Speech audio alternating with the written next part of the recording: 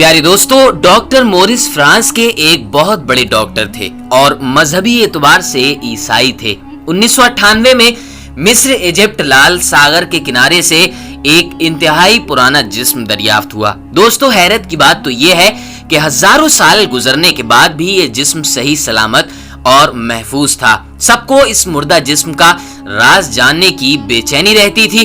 1981 में ये मुर्दा जिस्म खराब होने लगा तो उस वक्त की मिस्री हुकूमत ने फ्रांस की हुकूमत से कहा कि मुर्दा जिस्म मम्मी को खराब होने से बचाया जाए और जदीद साइंस की मदद से उसकी मौत की वजह भी मालूम की जाए। फ्रांस के डॉक्टर मोरिस ने इस मुर्दा जिस्म पर रिसर्च करना शुरू कर दी। रिसर्च करते करते टेस्ट के जरिए डॉक्टर मोरिस ने ये नतीजा निकाला कि जिस शख्स का ये मुर्दा बदन है उसकी मौत समंदर में डूबने की वजह से हुई थी, क्योंकि डॉक्टर मोरिस को उसके मुर्दा जिस्म में से समुद्री नमक के कुछ अंश मिले थे। लेकिन दोस्तों, डॉक्टर मोरिस के सामने ये बात अब भी एक पहेली थी जिसको सुलझाना बाकी रह गया था कि मौत के हजारों साल गुजरने के बाद भी ये लाश सलामत कैसे रही। तो उन्हें अपने एक साथी के जरिए मालूम हुआ कि मुसलमान बगैर किसी जांच और रिपोर्ट के ये बता रहे हैं कि ये आदमी समंदर में डूबकर मरा था और ये बदन उस फिरौन का है जिसने अल्लाह के नबी हजरत मूसा अलैहिस्सलाम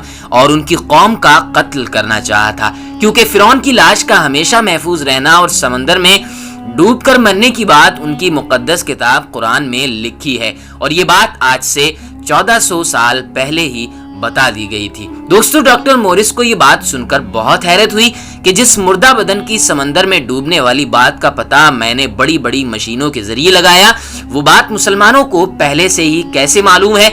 हालांकि मौत के बाद लाश को कई साल गुजर चुके हैं, जिसका पता 1981 से महज 83 साल पहले चला है। तो उनकी मुकद्दस किताब कुरान में ये बात 1400 साल पहले कैसे लिख दी गई। दोस्तों, बाइबल की बुनियाद पर भी लाश के मिलने की लोकेशन और साइंसी टेस्ट की बुनियाद पर लाश की तकरीबन 3000 साल की उम्र होने की वजह से डॉक्टर मोरिस को ये यकीन तो हो रहा था कि ये जिस्म फिरौन का ही है।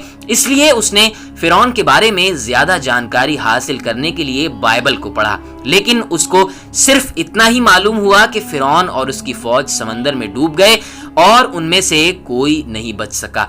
लेकिन फिरौन की लाश का कोई जिक्र मौजूद नहीं था। डॉक्टर मोरिस के जहन में कई सारे सवाल घूम रहे थे और आखिरकार इन सवालात के जवाबात हासिल करने के लिए सऊदी अरब में चल रही एक बड़ी मीटिंग सेमिनार में हिस्सा लेने चले गए, जहां उन्होंने फिरौन के मुर्दा बदन के टेस्ट में जो मालूम हुआ वो सब बयान किया। तो उस वक्त डॉक्टर मोरिस की बात सुनकर उनके दरमियान मौजूद एक मुसलमान डॉक्टर ने कुरान पाक को खोलकर सूरह यूनुस की आयत नंबर 92 पढ़कर सुना दी, जिसमें अल्लाह रब्बुल इज्जत का इरशाद है, ऐ फिरौन, आज हम तेरे बदन को बचा लेंगे ताकि तू बाद में आने वालों के लिए इबरत का निशान बन जाए, और बेशक अक्सर लोग हमारी निशानियों से जरूर गाफिल हैं। दोस्तों, इस आयत का डॉक्टर मोरिस पे कुछ ऐसा असर हुआ कि उन्होंने उसी वक्त खड़े होकर ये ऐलान कर दिया कि कुरान सच्चा है और मैं इस्लाम कबूल करता हूँ। और उसके बाद डॉक्टर मोरिस अपने वतन फ्रांस वापस लौट आए।